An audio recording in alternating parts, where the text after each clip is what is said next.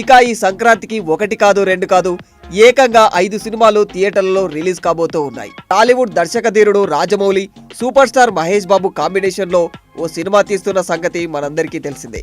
కాగా త్వరలోనే ఈ cinema shooting start అవుతుందంటూ Mahesh Babu అభిమానులతో పాటు దేశవ్యాప్తంగా ఉన్న సినీ అభిమానులు అందరూ ఎంతో ఆసక్తితో ఎదురు చూస్తూ ఉన్నారు.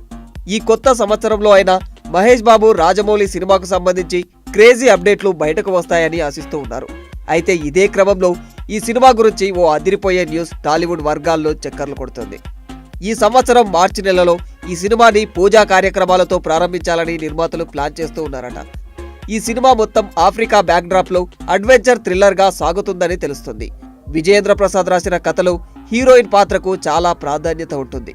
పైగా ఇది పాన్ ఇండియా సినిమాగా తెరకెక్కుతూ ఉండటంతో ఈ హీరోయిన్ పాత్ర కోసం బాలీవుడ్ ముద్దుగుమ్మ ప్రియాంక చోప్రా నటిస్తే బాగుంటుందని మేకర్స్ ఫీల్ అవుతూ ఉన్నారట.